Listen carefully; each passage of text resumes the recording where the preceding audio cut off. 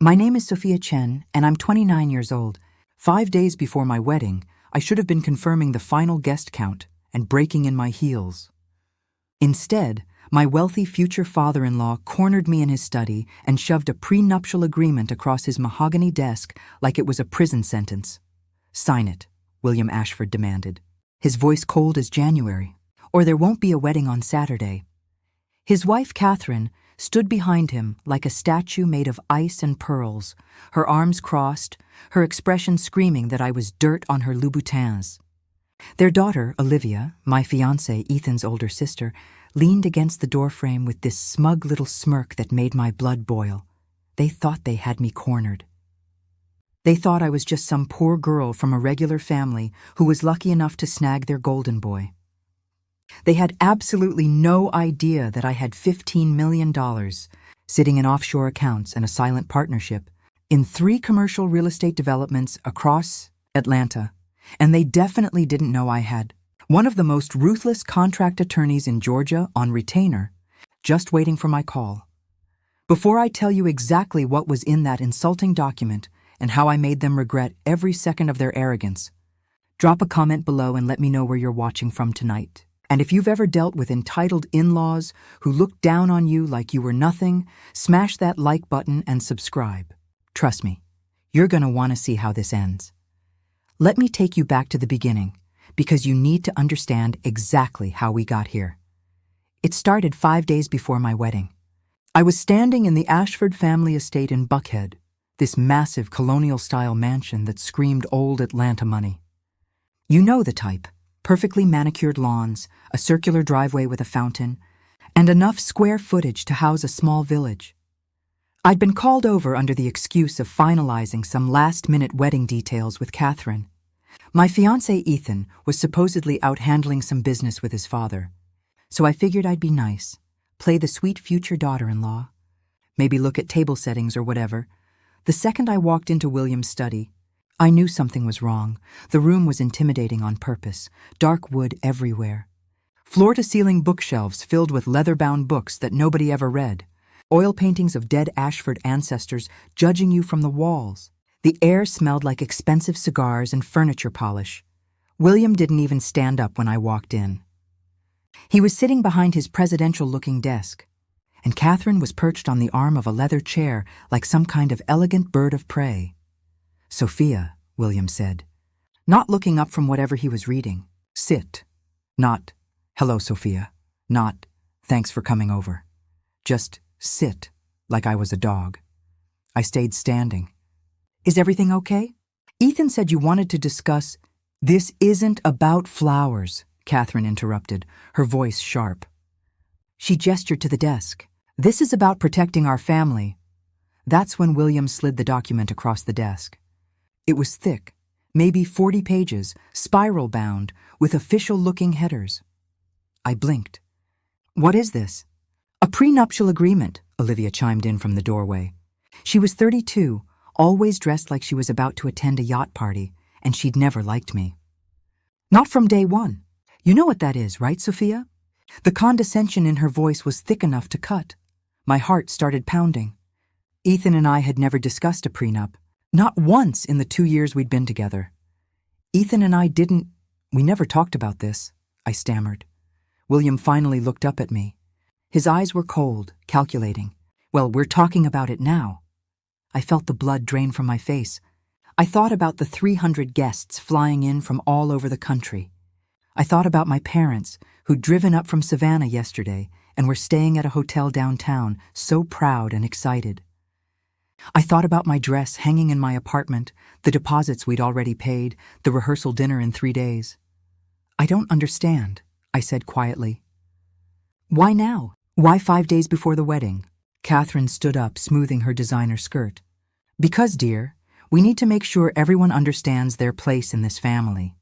Their place, like I was a servant applying for a job." "Look, Sophia," William said, leaning back in his chair like he was already bored. "This is just standard procedure. Our family has significant assets. The real estate company, the investment portfolio, the properties. We need to protect what we've built." "From me?" I asked, and I hated how small my voice sounded. Olivia laughed. Actually laughed. Don't take it personally. It's just business. But it was personal. It was so deeply, insultingly personal. I forced myself to pick up the document with shaking hands. I started flipping through the pages, my eyes scanning the dense legal language. What I saw made my stomach turn. This wasn't a standard prenup. This was a trap designed to cage me. Section 3A stated that I would waive all rights to any assets, properties, income, or investments acquired during the marriage, regardless of contribution or source. That meant everything I earned, everything I built, everything I owned. They were trying to claim it all, but it got worse. Section 7 was titled Termination Provisions and Fault-Based Reimbursement. The language was deliberately vague, but basically it said that if the marriage ended and I was deemed at fault for any reason, and fault could mean literally anything from infidelity to creating emotional distress, I would be required to reimburse the Ashford family for the full cost of the wedding. They'd already told me the wedding budget was over $400,000, and the final kick in the teeth? Section 9 required me to return the engagement ring, a family heirloom supposedly worth $95,000, or pay them its appraised value if I couldn't produce it. They weren't protecting their assets. They were making sure that if I ever stepped out of line, if I ever displeased them, I would be financially destroyed. I closed the document slowly, my hands steadier now. The fear was turning into something else, something colder. Where's Ethan? I asked. William waved a dismissive hand. He's handling business downtown. This doesn't concern him. This is about our marriage, I said, my voice stronger. Of course it concerns him. Catherine sighed like I was being difficult. Sophia, Ethan trusts his father and me to handle these matters. He knows we have his best interests at heart. His best interests. Not mine, not ours. His. You need to sign it, William said flatly. Today, we need it notarized and filed before the rehearsal dinner. And if I don't? I asked. The room went silent. William and Catherine exchanged a look. Then William leaned forward, his hands clasped on the desk, his voice dropping to something dangerous and final. Then there won't be a wedding on Saturday, Sophia. It's really that simple. Olivia pushed off the doorframe, walking closer. Come on, Sophia. Don't be dramatic. It's not like you're bringing anything to the table anyway. She looked me up and down. No offense, but we all know Ethan's the catch here. You're getting a pretty good deal. I looked at her designer outfit, her perfect blowout, her smug expression. I thought about the first time I met this family. It was Thanksgiving, almost 2 years ago. Ethan had been so nervous, coaching me in the car. Just be yourself, babe. They're gonna love you. They didn't love me. Catherine had looked at my dress, a nice dress but off the rack from Nordstrom, not designer, and smiled this tight fake smile. How quaint. At dinner, William had asked what I did for a living. I'm a consultant, I'd said. I work with small businesses on growth strategies and investment opportunities. Oh, Catherine had said, sipping her wine. Like a life coach? No, more like, how sweet, she'd interrupted, already done with the conversation. Ethan, tell your father about the new development project. And that was it. They never asked about my work again. They saw my 8-year-old Honda Civic in their driveway and assumed I was broke. They saw my simple apartment in Midtown, which I actually owned outright, but told them I rented and assumed I was barely scraping by. They never asked about the consulting business I'd built from scratch, the one that had 7-figure annual revenue. They never asked about my real estate investments or my stock portfolio. I'd kept quiet about my money on purpose. I wanted them to like me for me, not for my bank account. I wanted Ethan to love me, not my assets. What a stupid, naive mistake. Now, standing in this study with these 3 people looking at me like I was trash they needed to dispose of, I realized the truth. They would never respect me. Not because I didn't have money, but because they needed to believe I didn't. They needed someone to look down on. I took a slow, deep breath. I need to read this more carefully, I said, keeping my voice calm. And I need to talk to Ethan. There's nothing to discuss, William said impatiently. It's standard. Just sign it. I'd like to have a lawyer look at it, I said. Olivia scoffed. A lawyer? Sophia, do you even know a lawyer? I looked at her, and for the first time, I let my mask slip. I let her see something cold and sharp in my eyes. Actually, yes. I know several. Catherine's smile tightened. That won't be necessary. This document was prepared by the best family law attorney in Atlanta. Everything is perfectly legal. Then you won't mind if my attorney confirms that, I said sweetly. William stood up abruptly. You have until tomorrow morning, Sophia.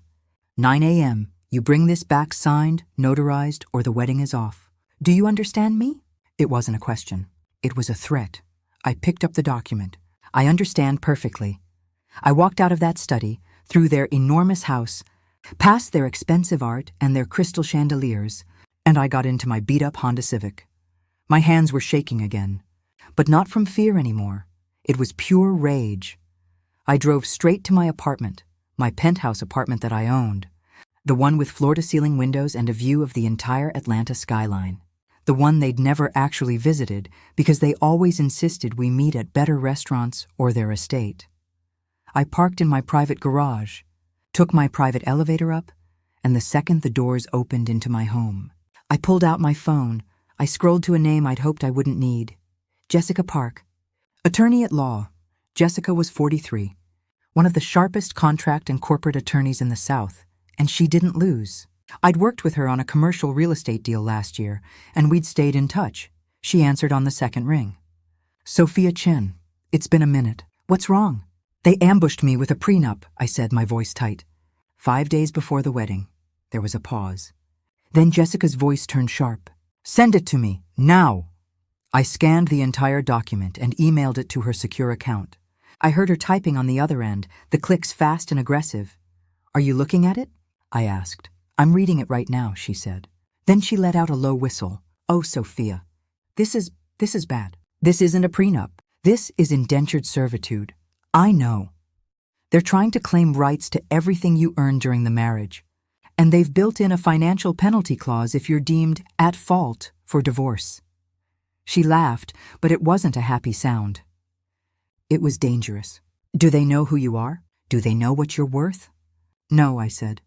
They think I'm broke. Jessica was quiet for a second. Then she said, do you want to teach them a lesson, or do you want to just walk away? I thought about William's cold voice, Catherine's fake smile, Olivia's cruel laugh. I thought about Ethan, who'd let his family handle this without even warning me. I want them to regret ever underestimating me, I said. Jessica's voice turned into a purr. Oh, I like that. I like that a lot. Give me 2 hours. I'm gonna make some calls. Jessica called me back exactly 97 minutes later. Sophia, where are you right now? Her voice had that edge to it, the one that meant she'd found something big. I'm home. Why? Stay there. I'm coming to you. And you're gonna want to be sitting down for this conversation. She showed up 40 minutes later with her laptop, a leather briefcase and an expression that was half lawyer, half predator who'd just spotted wounded prey. I poured us both coffee, and we sat at my dining table overlooking the city. Jessica opened her laptop and turned it toward me. Okay, so I read their little masterpiece of a prenup, she started. And my first thought was, these people are either incredibly arrogant or incredibly desperate. So I made a few calls. Calls to who? I have a private investigator on retainer. Does background checks, financial deep dives, that kind of thing. Very discreet, very thorough. Jessica pulled up a file on her screen. I asked him to run a quick financial snapshot on the Ashford family and their business holdings. My heart started beating faster. And? Jessica's smile was sharp as broken glass. And they're drowning, Sophia. They're not just in trouble. They're in catastrophic, hide-the-bodies-level financial disaster. She pulled up a series of documents, public records, court filings, business registrations. The Ashford Development Group, that's William's commercial real estate company, right? I nodded. It's hemorrhaging money. They've got 3 major developments that have stalled out completely.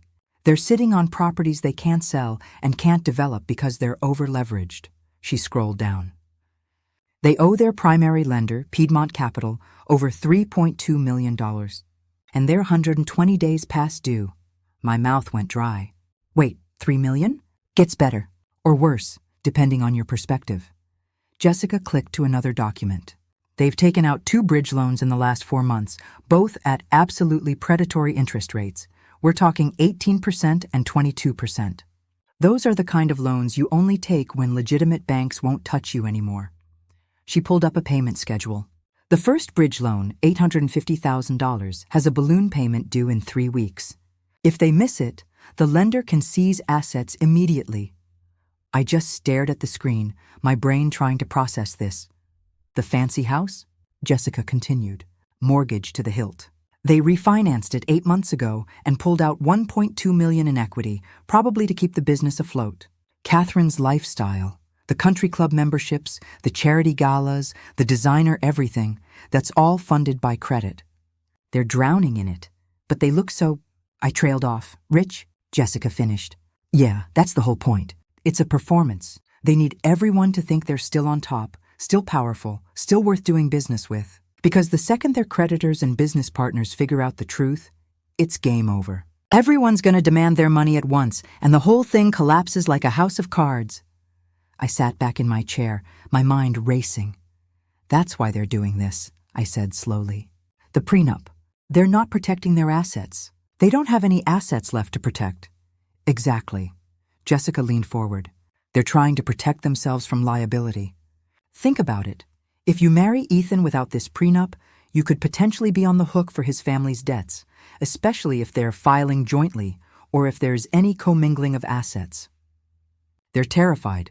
But the fault clause, I said. The part where I'd have to pay them back for the wedding if we divorce? Jessica nodded grimly. They're creating an exit strategy. If everything goes south, they can blame you, divorce Ethan, and force you to reimburse them for this obscenely expensive wedding. It's a $400,000 cash infusion they desperately need. You're not a daughter-in-law to them, Sophia. You're a potential insurance policy. I felt sick. There's one more thing, Jessica said quietly. I did some digging on Ethan. My head snapped up. What about Ethan? She turned the laptop toward me again. He's listed as VP of Operations for Ashford Development Group, right? Yeah. He's been working there since he graduated college. His salary is $240,000 a year. Jessica's expression was carefully neutral. But here's the thing. The company hasn't made payroll in 2 months. Including his, what? According to my source, William's been telling the employees, including Ethan, that there's a temporary cash flow issue and paying them in partial installments. Ethan's gotten maybe 30% of his actual salary for the last 8 weeks. My brain was spinning. He never said anything. He never mentioned... Because he's either in denial or he's complicit, Jessica said bluntly. Either way, he knew his family was in trouble. And he said nothing to you. I thought about the last 2 months.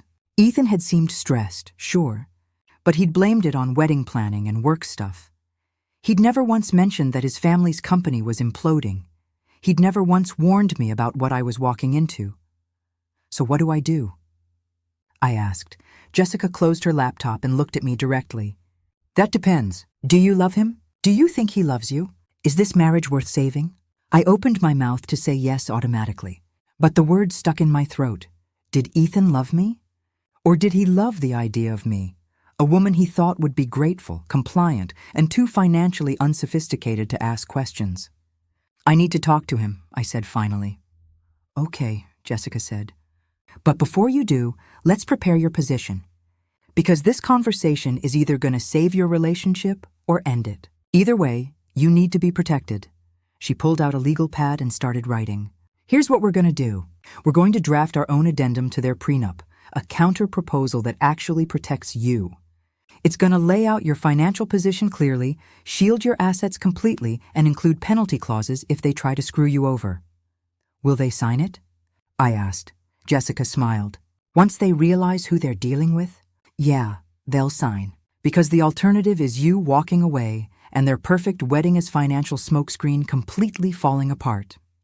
We worked for 3 hours. Jessica was a machine, drafting clause after clause, each one more ironclad than the last. By the time she left, I had a document that would make William Ashford choke on his expensive scotch. But first, I needed to talk to Ethan. I called him.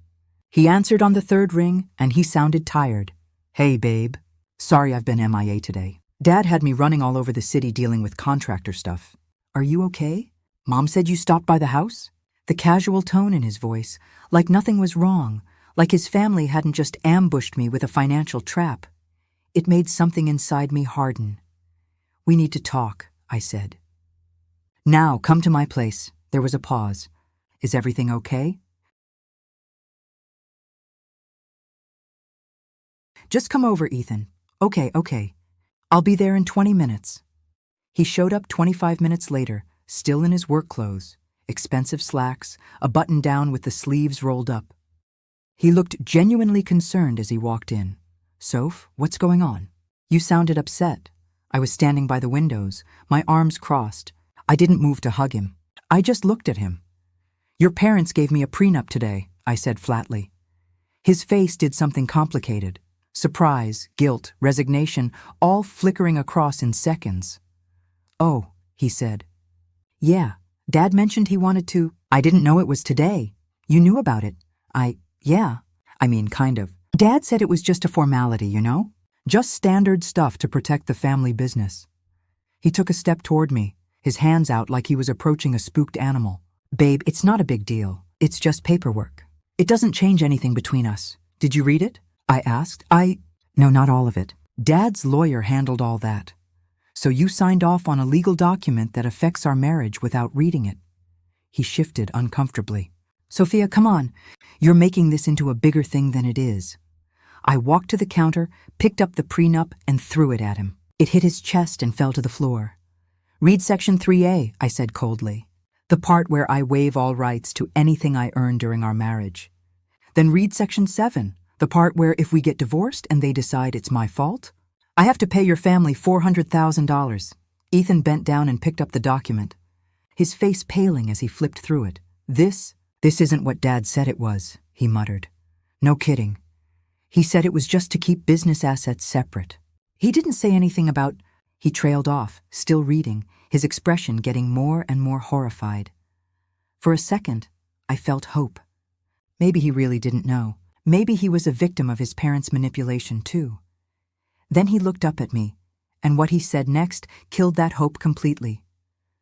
Okay, look, some of this language is harsh, but Sophia, you have to understand. My family's under a lot of pressure right now. The business is going through a rough patch, and they're just trying to protect what they've built. That's reasonable, right? I stared at him. A rough patch? Yeah, it's been a tough year for real estate development. But it'll turn around. Dad's got some new projects in the pipeline. Ethan, stop. My voice was like ice. Stop lying to me. He froze. I know about the $3.2 million your family owes to Piedmont Capital, I said. I know about the bridge loans. I know about the balloon payment due in 3 weeks. I know the company hasn't made payroll in 2 months. I know you're only getting a fraction of your salary. His face went from pale to gray. How do you know about that? Because I'm not an idiot, I snapped. And because when someone shoves a legal trap in my face, I do my homework. Ethan ran his hands through his hair, and for the first time, he looked genuinely panicked. Okay, yes, fine. The company's struggling. But that's exactly why we need to be smart about this. Why we need to keep things separate. If the business goes under, I don't want you to be affected. This prenup protects you too, Soph, I laughed. It was a bitter, ugly sound. That's your spin? You're trying to protect me? I am. If my family's company collapses, creditors could come after anyone associated with us. This way, you're shielded. Except for the part where I'd owe your family $400,000 if the marriage ends, I shot back. How exactly does that protect me, Ethan? He didn't have an answer. You knew, I said quietly. You knew your family was drowning. You knew they were going to try to lock me into this thing. And you said nothing. You let me walk into that ambush completely blind. I didn't know it would be like that, he protested weakly. I thought it was just going to be a standard agreement. You thought I'd just sign it because I'd be too grateful to marry you to ask questions. The accusation hung in the air between us. Ethan's jaw clenched. That's not fair, isn't it? I walked closer to him. Tell me the truth, Ethan, right now. Did you tell your parents about my consulting business? About the real estate investments? About any of my actual financial situation? He looked away. I didn't think it mattered.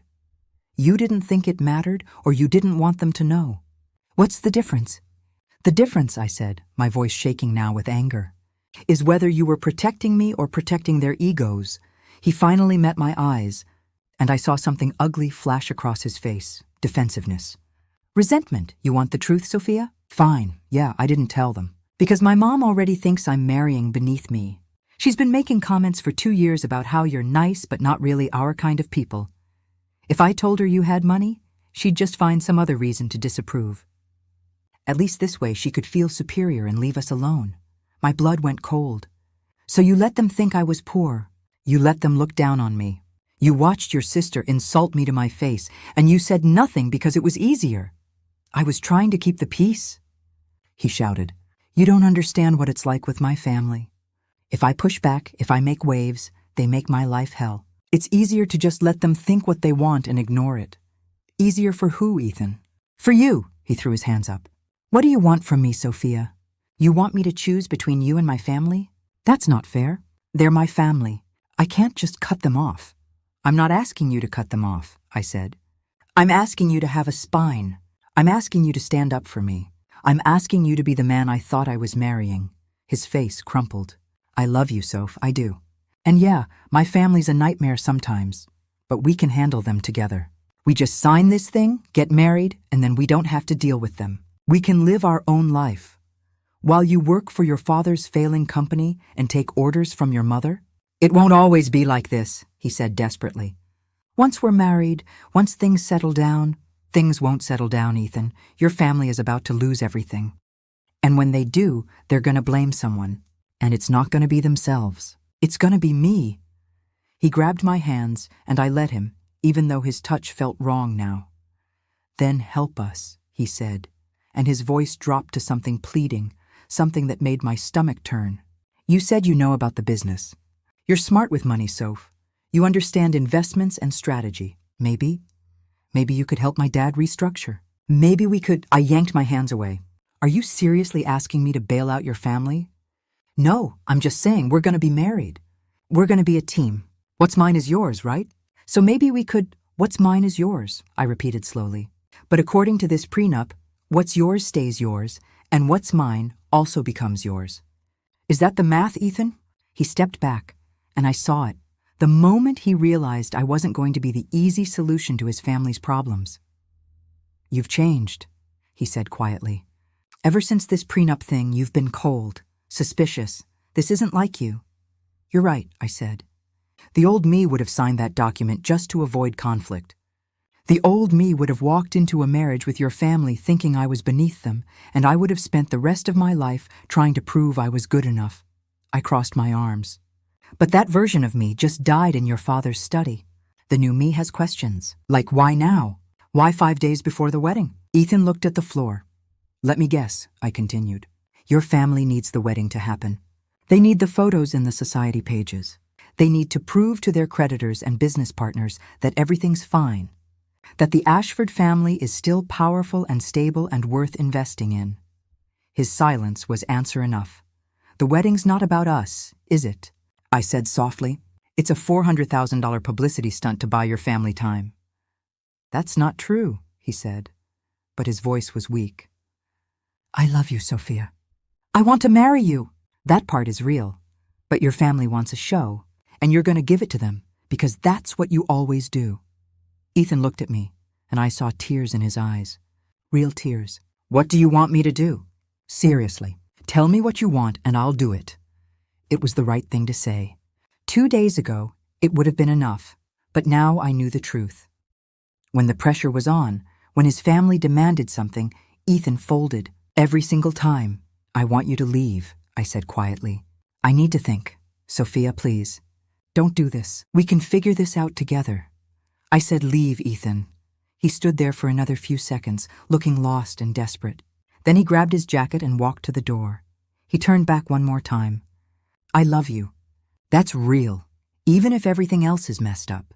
I love you. I didn't say it back. The door closed behind him with a soft click, and I was alone. I walked to the window and looked out at the city lights blurring through the tears I'd been holding back. My phone buzzed. It was a text from Jessica. Counteroffer is ready. Let me know when you want to deploy. And Sophia, whatever you decide about the wedding, I've got your back. I wiped my eyes and pulled up another number. My best friend Ava. She'd been my college roommate, my business partner on my first consulting contract, and the one person who'd warned me about the Ashford family from the beginning. She answered immediately. Please tell me you're calling to say you're canceling this wedding. Despite everything, I almost smiled. I might be. I need your help with something. Anything. Name it.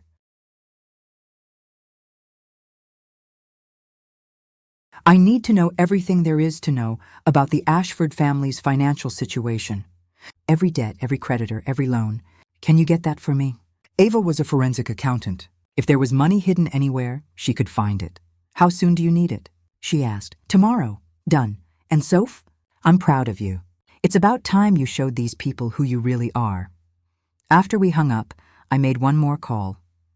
To my parents, my mom answered, her voice bright and excited. Sophia, sweetheart, we're so excited for Saturday. Your father and I were just talking about— Mom, I interrupted gently. I need to tell you something. Her voice shifted immediately to concern. What's wrong, baby? I told her everything. The prenup, the ambush, the family's financial disaster, Ethan's weakness. When I finished, there was a long silence. Then my father's voice came on the line. He must have been listening on speaker. Do you love him, Sophia? It was the same question Jessica had asked, and I still didn't have an answer. I don't know anymore, Dad. Then don't marry him, my father said simply. Not until you know for sure. Everything else, the guests, the deposits, the embarrassment, none of that matters. The only thing that matters is whether you're walking into a marriage you actually want. My mom's voice was soft. We'll support you no matter what you decide, honey. If you want to cancel, we'll handle it together. If you want to go through with it, we'll be right there beside you. It's your choice. I'd been holding it together, but hearing their unconditional support broke something in me. I started crying for real. I'll figure it out, I managed. I love you guys. We love you too, baby. So much. After I hung up, I sat in my beautiful apartment, looking at the prenup on my counter, and I made a decision. I wasn't canceling the wedding. Not yet. But I wasn't signing their trap either. I was going to flip the script entirely. I texted Jessica, let's do it. Send the counteroffer to William tomorrow morning. And Jessica? Make it hurt. Her response came back immediately. Oh, honey. It's going to be beautiful. The next morning at 8:45 a.m., Jessica walked into William Ashford's office at Ashford Development Group headquarters without an appointment. I wasn't there. I was watching via a video call Jessica had set up on her phone, hidden in her briefcase. She'd positioned it perfectly so I could see everything. William was sitting at his desk when his secretary nervously showed Jessica in. His face went from annoyed to confused to something like fear in about 3 seconds. Who are you? He demanded. I didn't authorize any meetings this morning. Jessica didn't sit down. She just stood there in a power suit that probably cost more than his watch, and she smiled.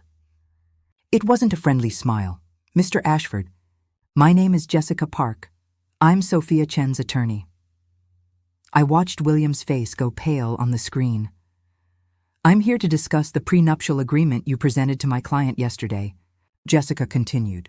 She pulled out a thick document from her briefcase and dropped it on his desk with a satisfying thud. This is our counteroffer. You have until 5 p.m. today to sign it, have it notarized, and return it to my office. Or the wedding is off. William actually laughed. Excuse me? Your client doesn't get to make counteroffers. She either signs what we gave her, or what? Jessica interrupted, her voice like a knife.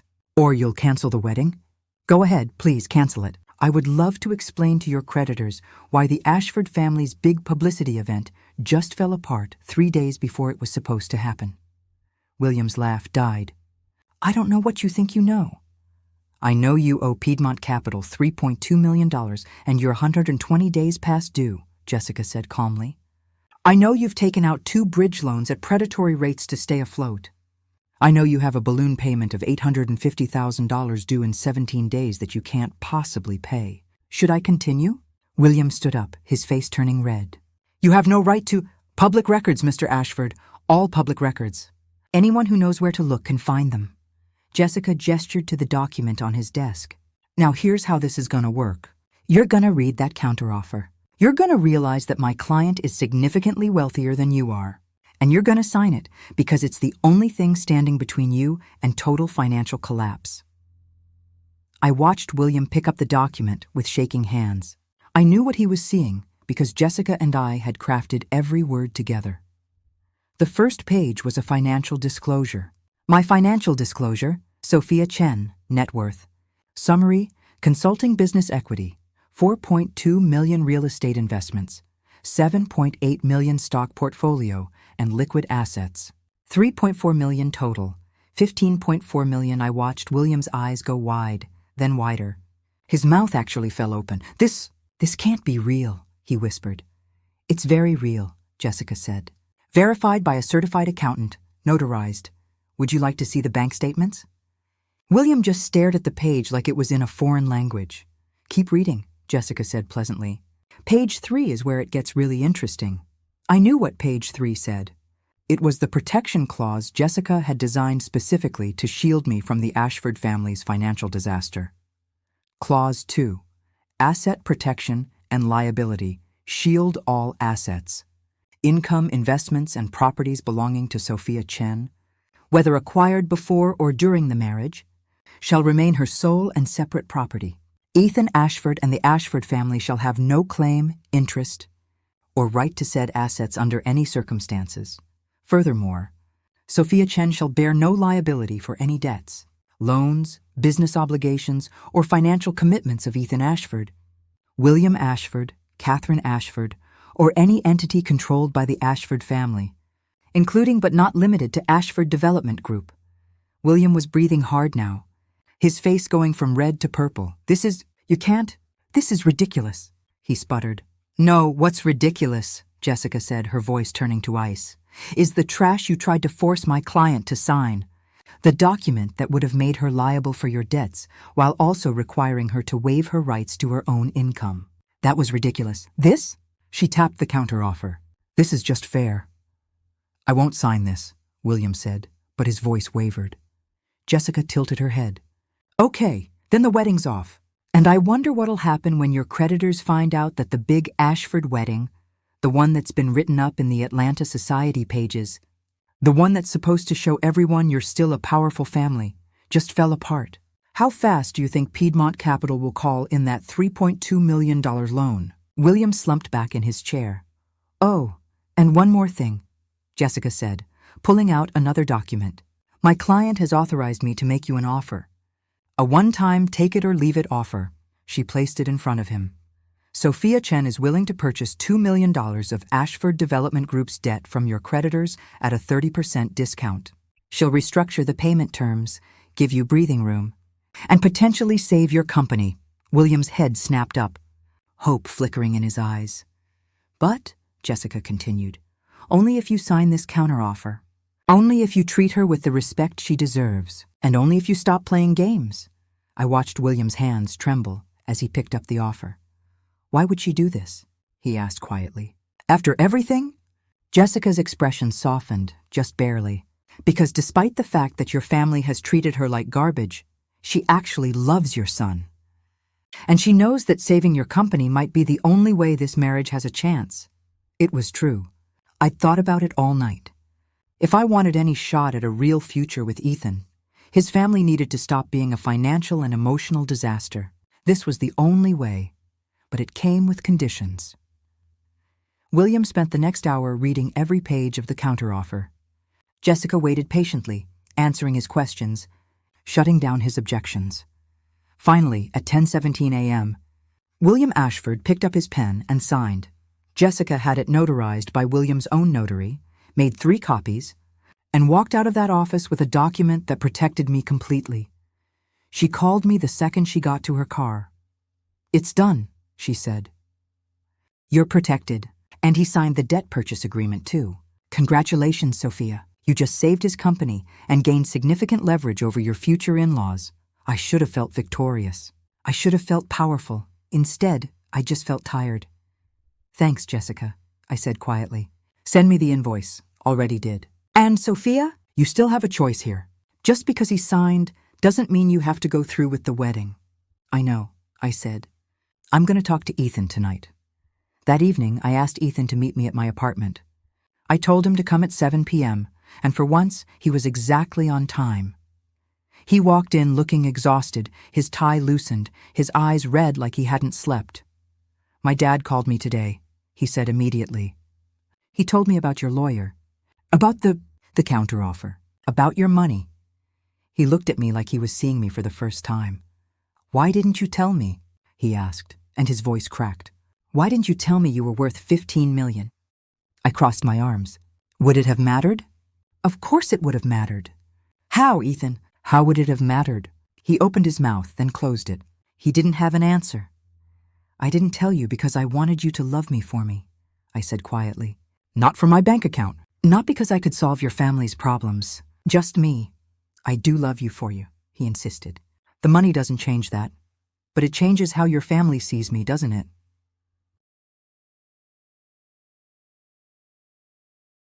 Ethan looked away. "My mom called me 3 times today. She's been nicer about you, about the wedding. Because now I'm worth something to her," I said. "Now I'm useful. Sophia, that's not fair." "Yes, it is," I shouted, and the force of it surprised both of us. "It's completely fair, Ethan.